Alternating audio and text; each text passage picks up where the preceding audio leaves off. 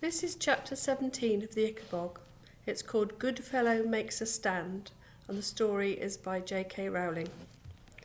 Having watched the Beamishes out of sight, Spittleworth hurried off to the guard's room, where he found Roach keeping watch over the rest of the royal guard. The walls of the room were hung with swords and a portrait of King Fred, whose eyes seemed to watch everything that was happening. "They're growing restless, my lord," muttered Roach. "They want to go home to their families and get to bed." "And so they shall, once we've had a little chat," said Spittleworth, moving to face the weary and travel-stained soldiers. "Has anyone got any questions about what happened back in the marshlands?" he asked the men. The soldiers looked at each other. Some of them stole furtive glances at Roach, who'd retreated against the wall and was polishing a rifle. Then Captain Goodfellow raised his hand, along with two other soldiers. "Why was Beamish's body wrapped up before any of us could look at it?" asked Captain Goodfellow. "I want to know where the bullet went, that we heard being fired," said the second soldier. "How come only 4 people saw this monster, if it's so huge?" asked the third, to general nods and muttered agreement. "All excellent questions," replied Spittleworth smoothly. "Let me explain." And he repeated the story of the attack that he'd told Mrs. Beamish. The soldiers who'd asked questions remained unsatisfied.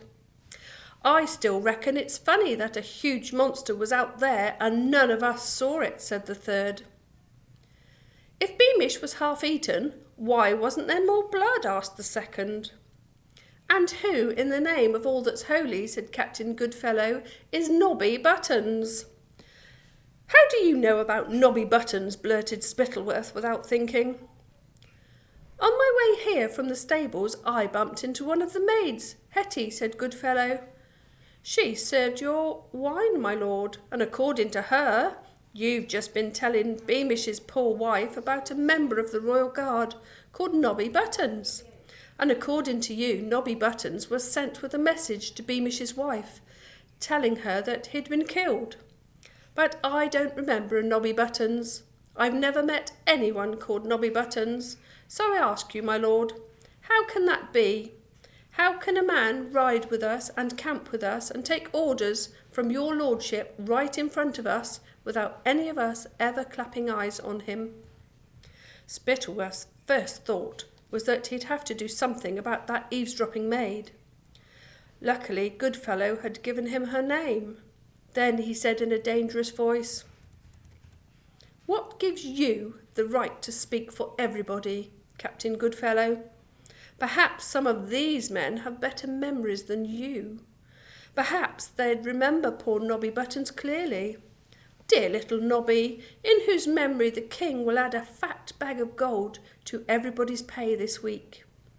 Proud, brave Nobby, whose sacrifice, for I fear the monster has eaten him as well as Beamish, will mean a pay rise for all his comrades in arms. Noble Nobby Buttons, whose closest friends are surely marked for speedy promotion." Another silence followed Spittleworth's words, and this silence had a cold, heavy quality.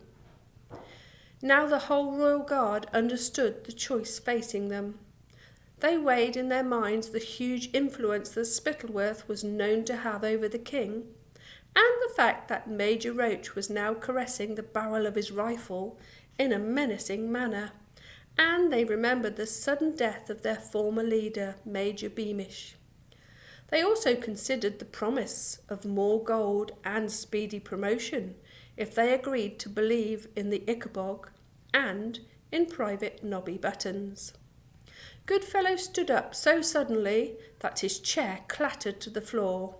"There never was a Nobby Buttons, and I'm damned if there's an Ickabog, and I won't be party to a lie." The other 2 men who'd asked questions stood up as well, but the rest of the Royal Guard remained seated, silent and watchful. "Very well," said Spittleworth. "You 3 are under arrest for the filthy crime of treason. As I'm sure your comrades remember, you ran away when the Ickabog appeared. You forgot your duty to protect the king and thought only of saving your own cowardly hides. The penalty is death by firing squad."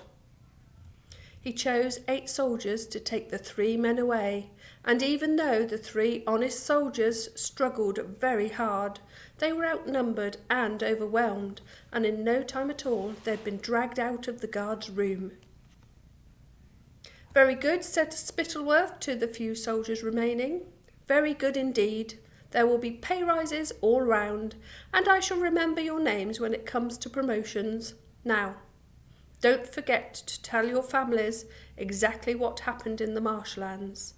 It might bode ill for your wives, your parents, and your children if they are heard to question the existence of the Ickabog or of Nobby Buttons. You may now return home." That's the end of this chapter. I hope you enjoyed it.